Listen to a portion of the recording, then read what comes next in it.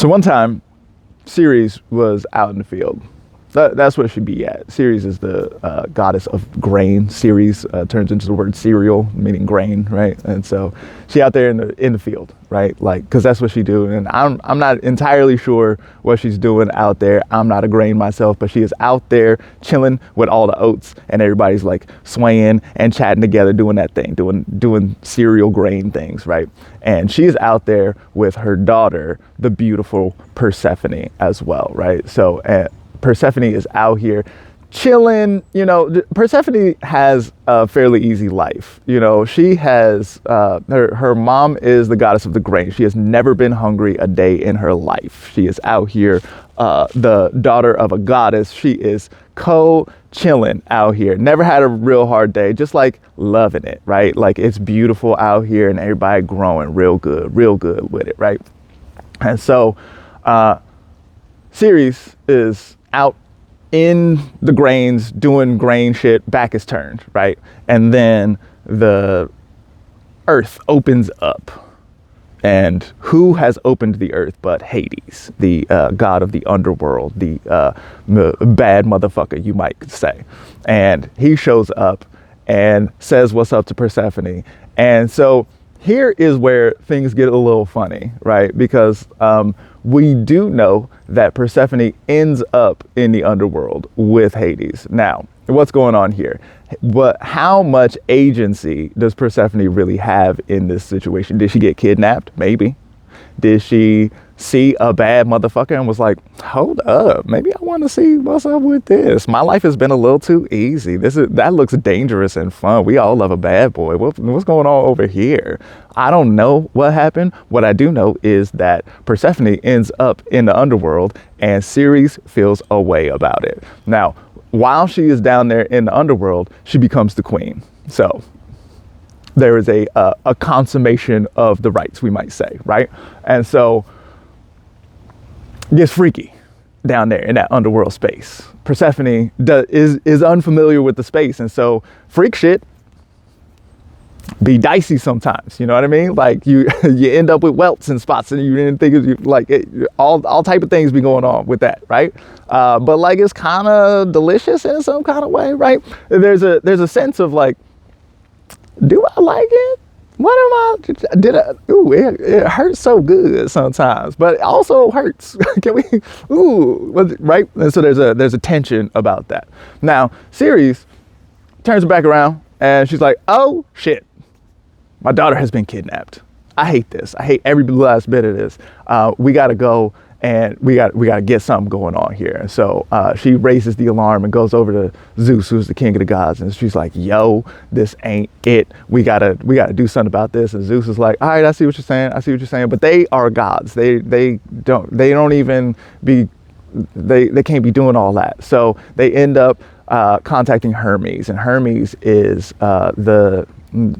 he's the transportation, he's the messenger, he's the one who be like, you know, nobody can go to all of the places like Hermes can. So Hermes can hang out with the gods, and Hermes can hang out on the earth, and Hermes can go to the underworld, and it's Hermes' job to drive you around in these places, right? So like when it's time for you to go from the land of the living to the land of the dead, it's Hermes who takes you across the river, right? And so because Hermes has that power to go between in that way, he is the messenger and the translator. And so they send Hermes with a message, and they like, yo, we got to do something about this. Hermes, would you please go and see what's going on with Persephone, and please bring her back. We miss her. We miss her so much.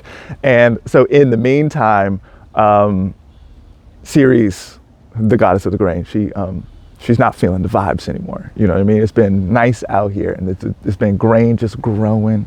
Everybody just been loving it. Oh, it's been delicious, tasty out here. It's marvelous. But Ceres has grown cold. She's not feeling the vibes no more. So it's more difficult to get everybody out here growing in the same way. And so the fields become barren. It's a rough time. Everybody on Earth, the humans are like, what is happening? It's cold and terrible. Where did this come from?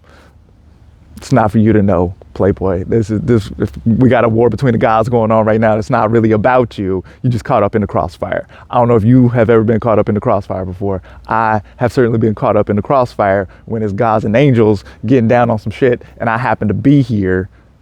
That's what's going on from a human standpoint, right? It's cold and barren, and I don't know what this is about, but can we please do something about this? No, is the answer to that question. What you got to do is you got to go through it.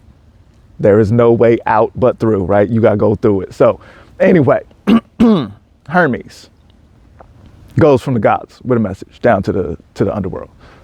Dap Hades up. Hermes and Hades, they fuck with each other. They homies, longtime homies, you know what I mean? Like Hades be on some bullshit and Hermes low key be on some bullshit too. He's a trickster figure, you know what I mean? Like he thinks shit funny a lot of times. So, and it's his job to laugh at it and to make a good joke. Hermes' job is to make a good joke. So he get down there, dap up Hades, and he sees Persephone looking away. Whew, girl, all right, I know it was like that. Okay, I see you over here. She the queen now, right? She the queen of the underworld, queen of the souls, all that, queen of the damned, you might say. So down there, and Hermes is like, all right, look, the gods is wilding over here, and we gotta work something out. What can we do about this? And so he negotiates a deal. Negotiation is a real good Hermes Mercury term here as well. And he negotiates this deal where Persephone can go home and hang out with the gods for half the year. But then Hades is like, look, we need a queen down here, and I am in control of this moment right now, and I will kidnap somebody if I need to. So don't make it be like this. What if she is just down here for half the year? Hermes is like, dope. We can make that work. So you bring Persephone back. Ceres gets real happy again. We get the grains going and all that.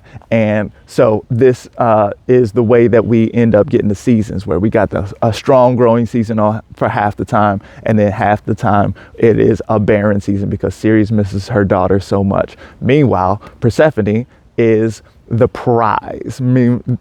Persephone is delightful to everyone she encounters, and sometimes it's cute and delightful and beautiful and grain is growing and all this, and sometimes it's bad bitch shit. Shout out to Rihanna, bad girl Riri. It's that kind of vibes going on. And so this story is frequently associated with Venus retrograde. Venus is the prize, the desired thing, right? Things that are sweet and delicious and moving backwards. And so it's that sense of like an underworld journey. And so, you know, that can be seen because Venus is at the point of stationing retrograde is very far away from the sun, and then has to go through the fire of the sun, has to become purified in some kind of way, and then ends up on the other side and then sort of starts the journey over again, right? Move back toward beauty and harmony and all the things that we typically like to associate with Venus. So there's a certain sense here of what is the prize and how much agency do I really have around this? I'm gonna guess that it's not 0. I'm also gonna guess that it's not 100. Right? It's somewhere in between there. I don't know. I don't know where it is exactly. And my guess is that it's going to be variable from moment to moment. It's going to be variable depending on your circumstance and your own relationship to agency versus, I don't know, captivity, we might say.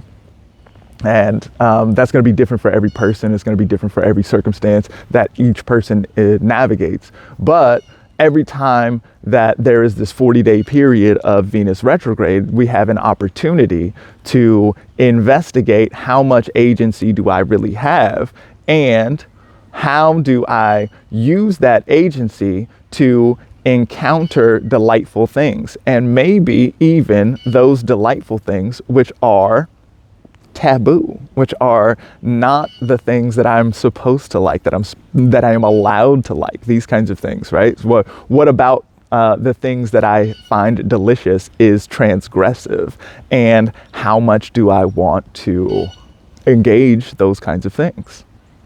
I don't know, you tell me.